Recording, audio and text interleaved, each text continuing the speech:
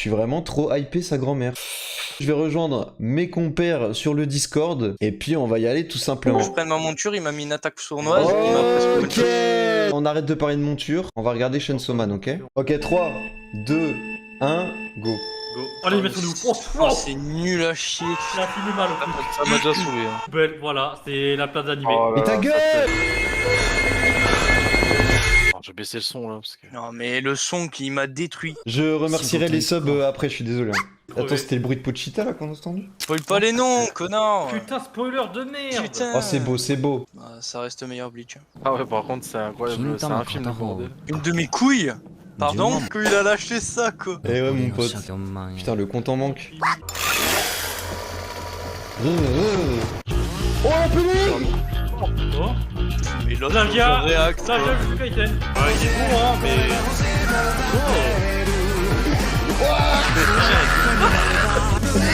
Ah, les paroles! Ah, si,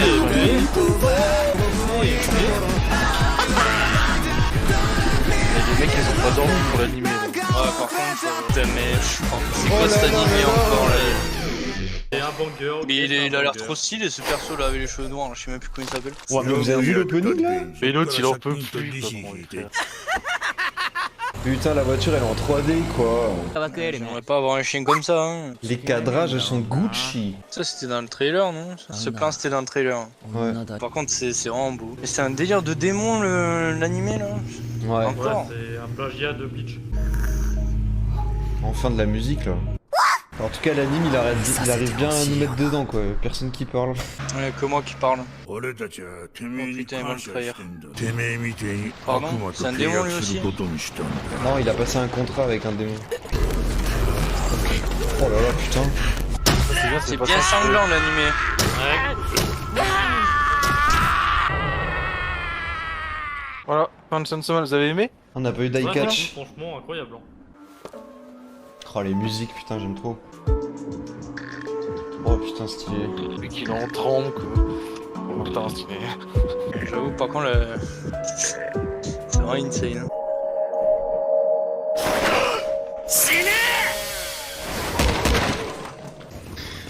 Ils nous font languir là.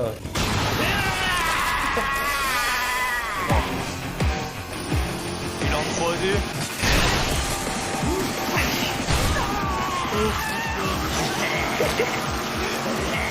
Faut aimer le sang. Hein. Ah ouais.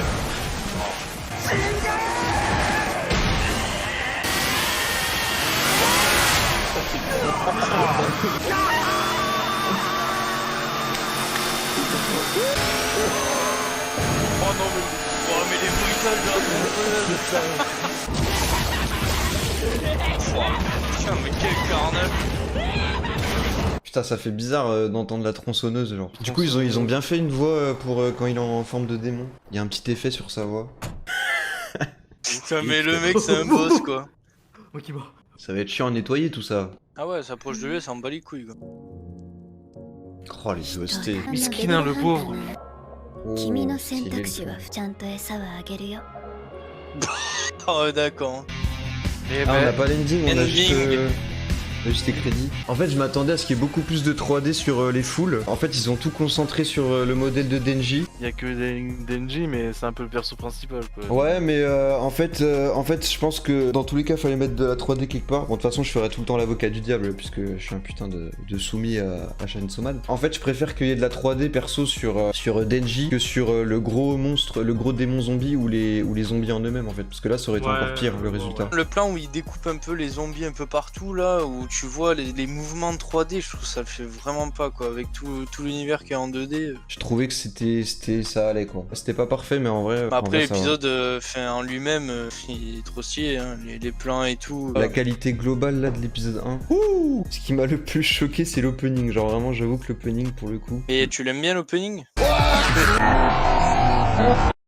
Ah mais l'opening il est incroyable mec, Il est mais... insane l'opening. Franchement l'opening j'avais vraiment peur tu vois. Ils ont pas mis une ambiance colorée, punk, flashy et tout. Par contre visuellement l'opening c'est Tu voulais incroyable. qu'il fasse un truc flashy punk alors Ouais, que là parce que- l'univers il est sombre. Ouais parce qu'en fait il y a tous ces visuels là dans Chainsaw Man, si tu vois les couvertures et tout, c'est très coloré en fait. Globalement vous avez plus kiffé, plus osef, plus Ah non, déçu. globalement, C'est sûr. moi j'adore les univers comme ça là, à Chainsaw Man et tout. La 3D, ça m'a un peu. J'ai fait, waouh, ça m'a un peu niqué quoi. Bon, je vais pouvoir vous livrer de manière un petit peu plus posée, avec un peu plus de recul, mon avis sur ce premier épisode de l'adaptation du manga du GOAT Fujimo GOAT. Alors il y a plein de gens qui m'ont demandé à gauche à droite partout qu'est-ce que j'en avais pensé de l'épisode, est-ce que j'ai aimé, est-ce que j'ai pas aimé, c'est ça la principale question que vous vous posez. C'est simple et rapide, j'ai adoré de manière globale. De toute façon je vais kiffer, je vais adorer le visionnage des 12 épisodes. Il n'y a pas vraiment de raison particulière qui vont faire que je vais pas aimer. De manière générale j'apprécierai tout le temps mon visionnage, c'est sûr et certain. Je vais essayer de faire du mieux que je peux pour prendre du recul par rapport à l'adaptation, à la production, histoire de vraiment dire quand il y a quelque chose qui va pas, quand il y a quelque chose qui va, même si certains points ça reste essentiellement subjectif. On a chacun nos avis par rapport à comment tout ça est foutu. Bref, on va tout de suite commencer déjà en faisant une petite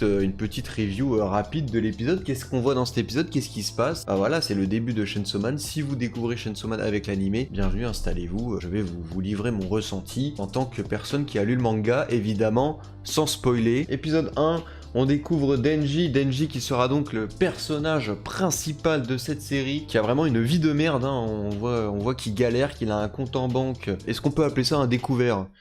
Ouais, le mec vend son œil, vend ses reins, vend ses couilles, il est prêt à tout pour se faire de la thune, mais et surtout il est ce qu'on appelle un Devil Hunter. Qu'est-ce que c'est un Devil Hunter? Bah la traduction littérale, un chasseur de démons, donc son boulot c'est de buter des démons pour le compte d'un mafioso, dans l'optique de rembourser les dettes de son père qui s'est suicidé. Pour ça Denji est aidé de son acolyte du doux nom de Pochita, qui est un mix entre un chien et une tronçonneuse. Parfait, avec qui du coup il va faire équipe, ils vont pas faire vraiment équipe, il va surtout se servir de Pochita comme d'une arme pour défourailler les démons sur son chemin, notamment le démon tomate qu'on découvre au tout début de cet épisode. Pendant tout le reste de l'épisode on voit clairement la vie de merde qu'il a, il vit dans un taudis qui prend l'eau, bon, il a quand même un matelas d'ailleurs comparé au manga, je crois que dans le manga il a pas un matelas aussi épais, il dort pas aussi bien, là dans l'animé ils l'ont mis Gucci, avec toujours des cadrages, direction artistique, bref on s'attardera sur la technique un petit peu plus tard, et on voit qu'il y a vraiment une relation très fusionnelle entre lui et Pochita. C'est la seule personne avec qui il peut discuter, dialoguer, donc forcément il se confie sans vraiment se rendre compte que Pochita comprend peut-être vraiment ce qu'il est en train de lui dire, comme on va le voir plus tard dans l'épisode. La grande partie de l'épisode c'est Denji qui vagabonde dans la ville, on voit qu'il est prêt à tout pour se faire de la thune, quitte à se faire humilier par un des hommes de main du mafioso, qui eux en ont rien à foutre de lui. On assiste à un petit flashback avec sa rencontre de Pochita, on voit qu'ils ont fait un petit pacte, un petit contrat. Retenez bien ce mot, retenez bien ça, c'est important pour la suite de l'histoire, le délire de contrat entre démons et humains. Denji donne son sang à Pochita pour qu'il survive, mais en l'échange, il veut que Pochita lui permette de se faire de la thune. Bref, et donc un soir, alors qu'il est tranquillement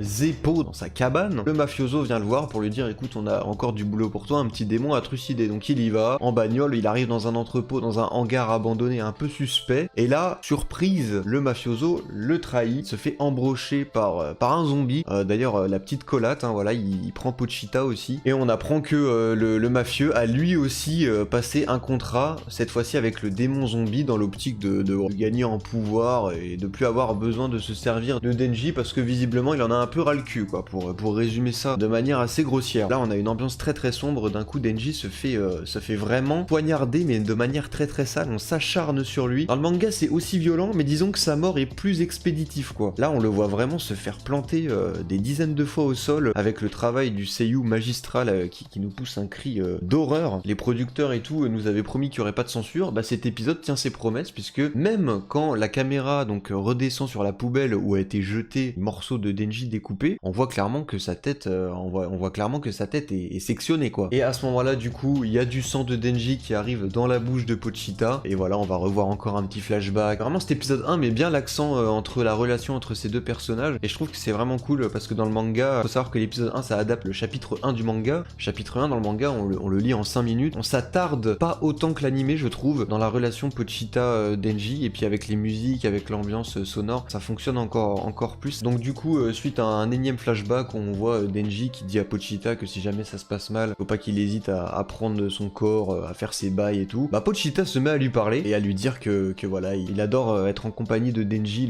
l'écouter parler de tous ses rêves qu'il a, voilà, de jouer à la console, d'essayer de se trouver une meuf, de bouffer des tartines avec de la confiture dessus, et il lui fait tout simplement cadeau de son cœur, mais en échange, il veut voir Denji vivre ses rêves. Et à ce moment-là, Denji renaît, il se relève du pire endroit possible, hein, d'une putain de poubelle, et à partir de là on rentre dans la séquence action. Voilà, Denji se transforme en tronçonneuse, il commence à tronçonner et il y a du sang qui gicle de partout avec des séquences d'action absolument magistrales. On va switcher entre 3D et 2D, mais ça je vais y revenir après. Et à la fin de tout ça, on voit que tout le monde s'est fait découper par le Denji qui lui reste debout au milieu de tous ces cadavres. Et à ce moment-là, il y a 3 personnages qui débarquent dans le hangar. Une charmante jeune dame débarque et nous fait savoir qu'elle travaille pour la sécurité publique en tant que Devil Hunter. À ce moment-là, elle offre 2 choix à notre petit Denji, soit la suivre et travailler pour elle, soit se faire tout simplement tuer sur place. Voilà, il n'y a pas de menu à emporter. Évidemment, Denji, bon, il demande quand même comment ça se passe, qu'est-ce qu'il va manger et tout, si jamais il la suit. Et là, elle lui dit, bah écoute, t'auras du café, des desserts, des bonnes tartines, bien confiture, bien beurre, bien tout ce que t'aimes. Donc là, Denji, il dit, banco.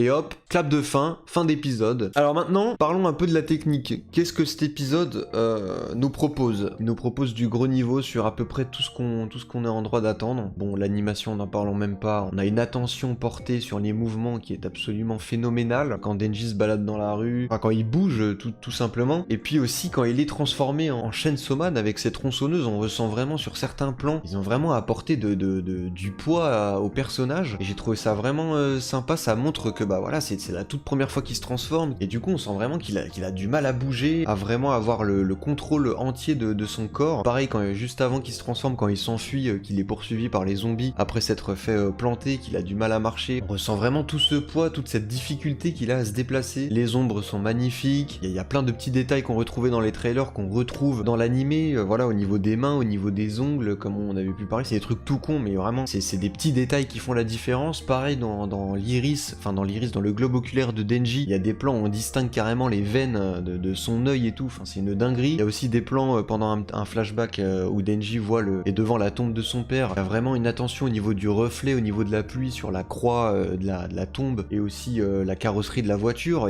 On voit vraiment les gouttes de pluie couler sur la voiture, quoi. C'est pas juste un filtre de flotte par-dessus pour nous faire comprendre qu'il pleut. Globalement, au niveau de la lumière, au niveau de la photographie, c'est absolument démentiel. Ce côté très gris, très blanchâtre, l'impression qu'il y a un filtre sur l'image, mais moi je trouve que ça fonctionne bien. Et ouais, il y a vraiment un côté très très réaliste qui est donné, du moins dans cet épisode 1, et je pense tout au long de l'animé. On veut vraiment nous faire comprendre que malgré que ce soit quelque chose d'assez barré, voilà, on parle de démons, on parle d'hommes tronçonneuses, tout ça se déroule dans notre monde à nous, quoi, dans notre monde comme on le connaît. Bon bah après la 3D personnellement, moi je trouve que c'est, voilà, très bien géré de manière générale. Il y a quelques plans qui sautent un peu aux yeux, qui sont un petit peu bizarres. J'avoue que je ne comprends pas les gens qui disent que la 3D est affreuse. Premier degré, vraie question, si vous faites partie de ces gens-là, j'aimerais bien avoir vos standards de l'industrie, savoir avec quoi vous comparez pour dire que c'est mal branlé. Bon alors moi j'ai pas vu toutes les 3D, j'ai pas vu tous les trucs qui se sont faits dans la Japanimation. C'est vachement bien branlé, c'est vachement propre. Et d'ailleurs, il n'y a pas autant de 3D que ça, hein, et je pense qu'il y a beaucoup de personnes qui se font avoir. Je vous mettrai des plans à l'écran, ça par exemple, c'est pas de la 3D. Il n'y a pas tous les plans qui sont en 3D, il n'y a pas tous les plans qui sont en 2D non plus. Et puis il y a un mixte bizarre, notamment quand Denji se transforme au tout début, il est sur ce tas de zombies. On voit bien que tout le bas de l'écran, en fait, donc ce qui concerne les zombies et même son short, c'est animé à la main, là où le haut de son corps a l'air d'être entièrement en 3D, mais je suis même pas sûr. Des fois on dirait que c'est juste les lames de tronçonneuse ou même juste sa tête. Et puis il y a des plans où il est entièrement en 2D. Et à ce niveau-là, l'opening, parce que c'est vrai que j'ai pas dit un seul mot sur l'opening nous en donne, mais je sais pas quoi dire de l'opening, franchement c'est le truc qui m'a le plus chamboulé, qui m'a le plus surpris. C'est vrai que cet épisode 1, en vrai, il manque un peu de surprise. Au niveau de la mise en scène, il n'y a pas de trucs qui sortent de l'ordinaire, qui te choque sur ton siège, à part évidemment l'aspect sanglant pour les gens qui découvrent la série, mais bon ça quand on a lu le manga, on s'y attendait, il n'y a pas vraiment de surprise. C'est vrai qu'au niveau de la mise en scène, j'aurais pas été contre un petit peu plus de prise de risque, et attention là je chipote, hein, j'ai vraiment apprécié mon visionnage de A à Z, y a pas de souci, j'ai eu aucun mal à me remater l'épisode après coup. Je sais pas, peut-être des plans en POV, tu vois, des trucs un petit peu plus qui m'auraient amené à un petit effet waouh, ah ouais quand même. Après, il y a eu cet effet-là, mais c'est vrai que bon, étant donné que c'est des plans qu'on avait déjà vus dans le trailer, et ça manquait un peu de surprise, quoi. Sinon, pour parler d'adaptation par rapport au manga, bon bah on retrouve la plupart du temps les cadrages des panels du manga, il y a pas de souci. La plus grosse différence, c'est évidemment quand Denji va se friter contre le démon zombie, contre les zombies. Même en fait, de manière globale, même pendant tout l'épisode, on voit Denji se balader dans la ville et tout. En fait, on va dire que dans le manga, on a plus une ambiance, c'est un petit peu plus anxiogène, c'est beaucoup plus serré, on n'a pas de plan large quoi, on n'a pas de plan où on respire dans le manga, on est tout le temps proche de Denji, proche de l'action. Moi personnellement je trouve ça cool, comme je l'ai dit sur Twitter, c'est une adaptation, et moi ce que j'attends d'une adaptation animée c'est de redécouvrir ce que j'ai déjà lu en manga sous un autre angle. Le manga a une manière de faire qui est très originale, qui est propre à lui, mais l'animé, j'ai envie qu'il apporte autre chose dans la manière de transcrire l'action, de transcrire toutes les scènes qu'on va avoir. Mais il y a certains points, il y a certaines choses que je m'attends à retrouver, et ça concerne l'humour. Il faut savoir que Chainsaw Man, vous l'avez peut-être ressenti un petit peu cette vibe là à travers 2-3 petites lignes de dialogue. Chainsaw Man, c'est vraiment une œuvre qui va jouer sur les changements de ton, ça va vraiment jouer sur ce décalage qui va se produire entre les actions que vont avoir, les actions et les réactions que vont avoir les différents personnages par rapport aux situations dans lesquelles ils sont mis. Et je pense que ça, donc comme j'ai dit sur Twitter, ça va essentiellement passer par la réal et les seiyuu, et j'attends vraiment au tournant l'animé là-dessus, parce que faut pas se louper quoi, ça fonctionne vraiment bien dans le manga, ce côté très burlesque, j'ai envie de le retrouver dans l'animé. Et je suis un petit peu rassuré parce que dans l'opening, on retrouve ce côté-là. Il y a plein de gens qui étaient en mode putain mais l'opening je comprends pas du tout, il est complètement perché, ça part dans tous les sens, je comprends pas trop là le délire de l'opening. Bah, sachez que l'opening cristallise à merveille l'ambiance globale du manga quoi. L'opening c'est du Chainsaw Man pur et dur quoi. Le Denji qui se lustre la boule de bowling là. Mais c'est parfait, c'est exactement ça qu'il faut que je retrouve dans les prochains épisodes de la série. Et puis les cinéphiles vont être ravis, il y a des tas de références à des tas de films que je n'ai pas vus. Je suis vraiment le normise de base. Les seuls rêves que j'ai, c'est du Tarantino, mais le Once Upon a Time in Hollywood, je l'ai même pas tilté. Le Pulp Fiction non plus. Et puis tout le reste, bon bah tout le reste, j'ai pas du tout les références. Massacre à la tronçonneuse, un truc de tomates et tout, bref, j'ai pas tous les noms. Après, il y a quelques trucs, il y a des références obvious, voilà, le tableau sur le tout premier plan, la divine comédie, enfin bref, le tableau de mes couilles là. Mais par exemple, après la rotation, on les voit dans la rue en costume cravate, je suis pas sûr que ce soit une petite ref à Reservoir Dogs, mais pourquoi pas. Par contre, il y a plein de refs au cinéma, et ça, on est vraiment dans l'ambiance Fujimotesque. Pareil avec ce plan, on voit tout le casting qui est assis dans la salle de cinéma, et la scène d'action, et la musique, enfin voilà, l'opening pour le coup, il y a rien à dire, il est incroyable. C'est là où j'ai pris la plus grosse claque, c'était dès le début, c'était cet opening là. Du coup voilà, je pense que j'ai fait à peu près le tour de ce que je voulais dire. Si vous découvrez la série, si vous découvrez l'histoire avec l'animé, accrochez-vous parce que là c'était le chapitre 1. Si apparemment les leaks sont avérés, à partir de l'épisode 2 on devrait avoir 4-5 chapitres par épisode, et donc là on va vraiment rentrer dans le rythme effréné qui fait l'essence du manga, parce que c'est vrai que là on prend son temps. On prend son temps dans l'épisode 1, et c'est vrai que le manga, de manière globale, est assez effréné, à un rythme très soutenu, très dynamique. On va dans le vif du sujet. Sur ce, on se retrouve la semaine prochaine, pour la prochaine vidéo sur l'épisode 2 de Chainsaw Man. Abonnez-vous à la chaîne Twitch, à la chaîne YouTube, et n'hésitez pas à être présent tous les mardis à 20h pour les réactions live des épisodes de Chainsaw Man. C'était le Watcher, des bisous, ciao, portez-vous bien, vive Chainsaw Man.